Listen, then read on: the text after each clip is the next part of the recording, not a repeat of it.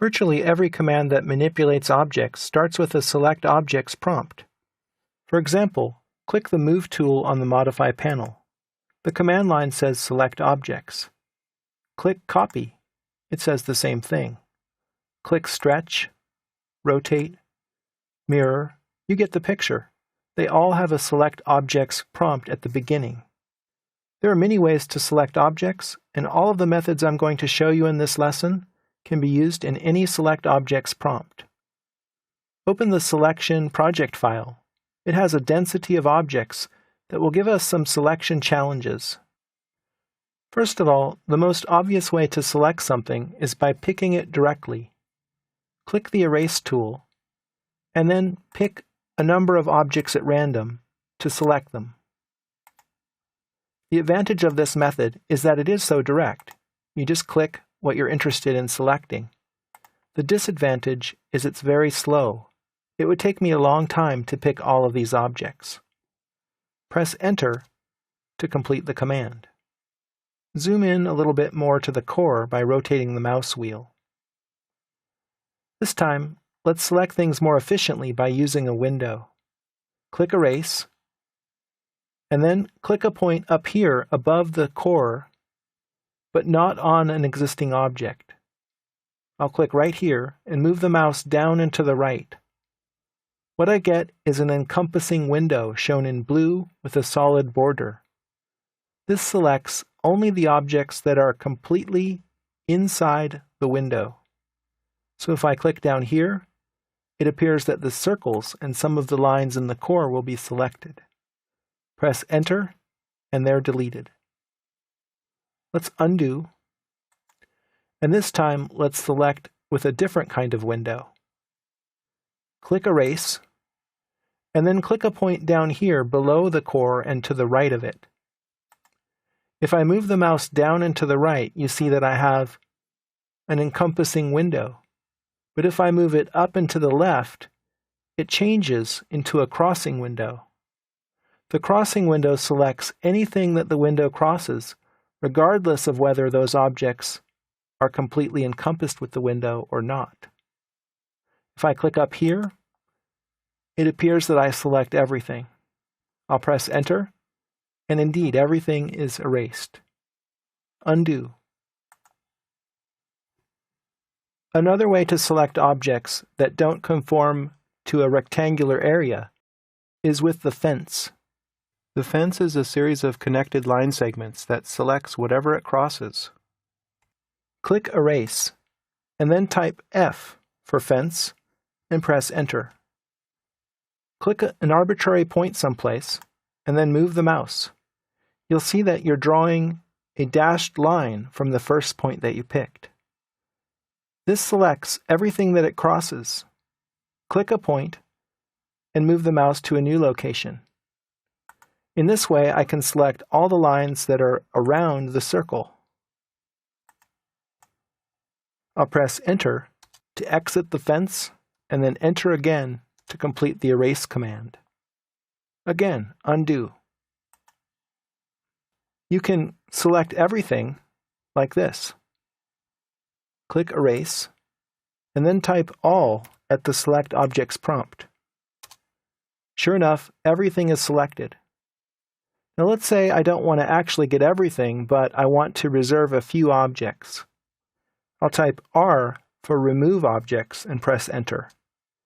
Notice how the prompt on the command line changed. It says Remove Objects now instead of Select Objects. So it works in reverse.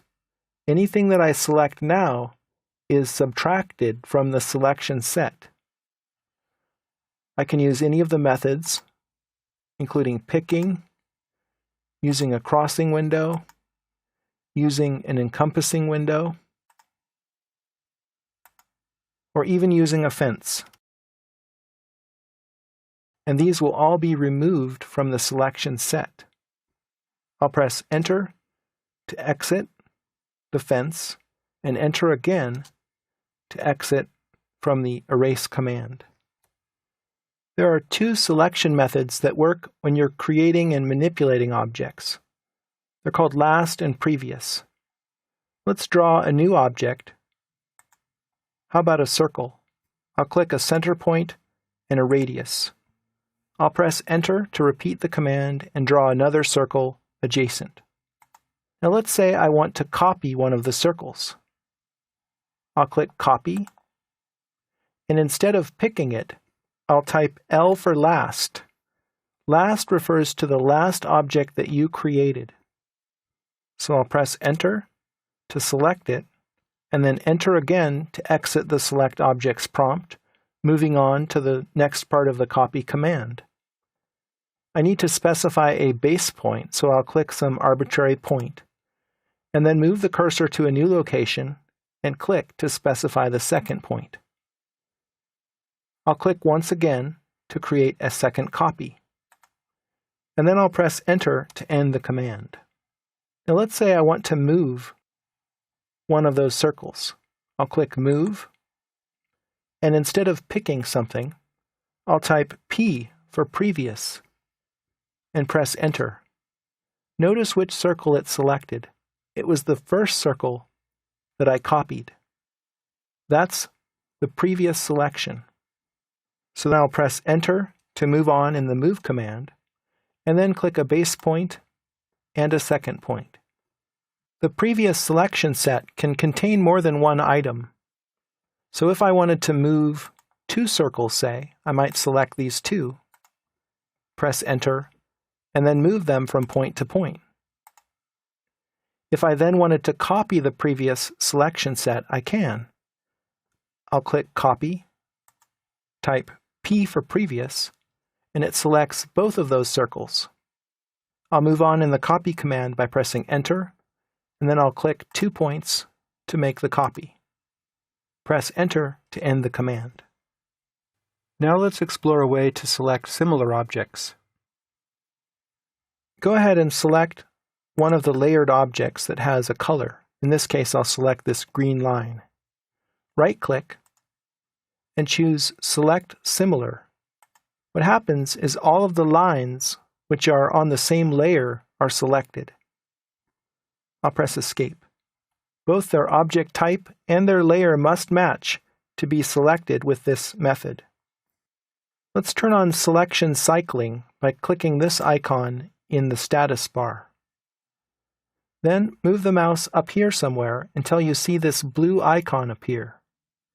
When you do, it means that your mouse is over a couple of different objects that are very close together. This allows you to click and then choose which object you want to select from a menu. I can either select the yellow line or the white circle. Let's try that again. I'll go over here in this dense area where there are a lot of objects, and I'll click.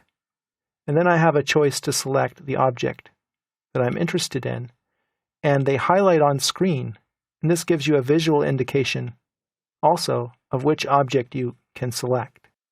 The last selection method I'll leave you with works without issuing a command, so you don't even need to be at a Select Objects prompt for this method to work. Select a couple of objects, and this turns on their grips. Hold down the Shift key and move the mouse over one of the grips and click. The grip turns red. Go over to another grip with the Shift key still held down and click it to select. Now both of these grips are selected. Click one of the grips without the Shift key held, and then you can manipulate the objects. The same spatial relationship is maintained because I selected them with the grip method. I'll click over here to complete this grip edit and press Escape twice to deselect.